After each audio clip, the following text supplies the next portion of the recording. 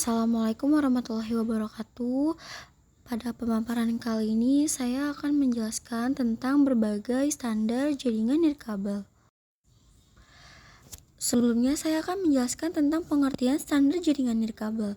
Standar jaringan nirkabel adalah sekumpulan aturan dan spesifikasi teknis yang digunakan untuk mengatur komunikasi dan koneksi nirkabel antara perangkat elektronik.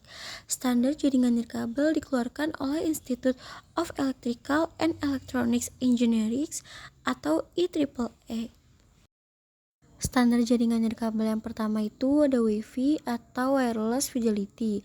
Yang pertama ada 802.11. Standar ini mencakup berbagai generasi Wi-Fi. 802.11a memiliki frekuensi 5 GHz dan kecepatan hingga 54 Mbps. Lalu yang 802.11b frekuensi 2,4 GHz memiliki kecepatan hingga 11 Mbps. Lalu ada 802.11g memiliki frekuensi 2,4 GHz dan kecepatan hingga 54 Mbps. Selanjutnya ada Wi-Fi 802.11n memiliki frekuensi 2,4 GHz dan 5 GHz, kecepatannya hingga 600 Mbps. Lalu ada 802.11ac memiliki frekuensi 5 GHz, kecepatan hingga beberapa Gbps. Lalu ada 802.11ax atau Wi-Fi 6 memiliki frekuensi 2,4 GHz dan 5 GHz, kecepatannya lebih dari 9,6 Gbps dan memiliki efisiensi yang baik. Lalu ada Wi-Fi 7 atau 802.11b frekuensi 2,4 GHz, 5 GHz dan 6 GHz dengan kecepatan 46 Gbps dan efisiensi yang tinggi. Selain itu, Wi-Fi tersebut juga memiliki kelebihan dan kekurangan. Yang pertama ada kelebihan dan kekurangan 802.11a. Kelebihannya, kecepatannya tinggi, frekuensinya juga tinggi, dan jangkauannya lebih luas. Lalu kekurangannya, kompatibilitasnya terbatas, penetrasi dindingnya lemah, dan harganya lebih mahal. Juga ada kelebihan dan kekurangan 802.11b.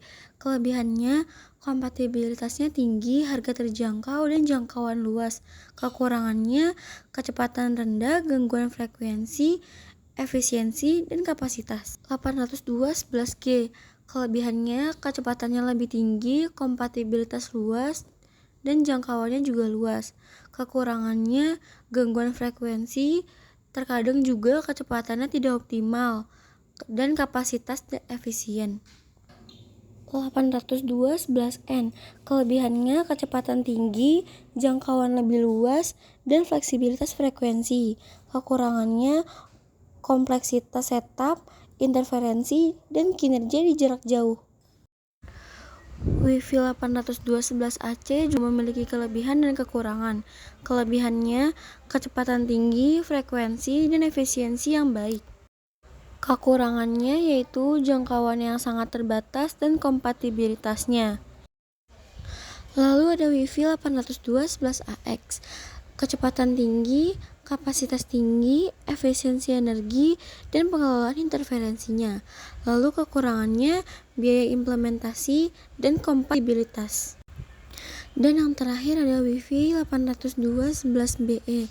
Memiliki kelebihan kecepatan ultra yang tinggi, kapabilitas canggih, pengalaman pengguna terbaik. Lalu kekurangannya ketersediaan perangkat dan biayanya yang sangat mahal.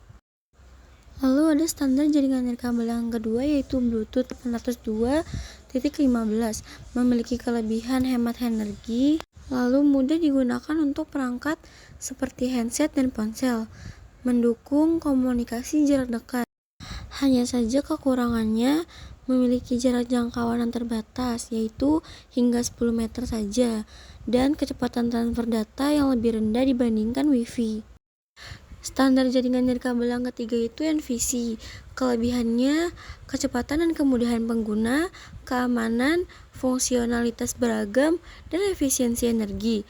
Lalu memiliki kekurangan, jaraknya yang terbatas, kecepatan transfer data, kompatibilitasnya terbatas, dan ketergantungan pada perangkat yang sama. Dan yang terakhir itu ada WiMAX. WiMAX memiliki kelebihan cakupan yang luas, kecepatan tinggi, skalabilitas dan alternatif untuk koneksi kabel. Juga memiliki kekurangan biaya infrastruktur, interferensi dengan keterbatasan, penurunan kecepatan jarak jauh, juga persaingan dengan teknologi lain.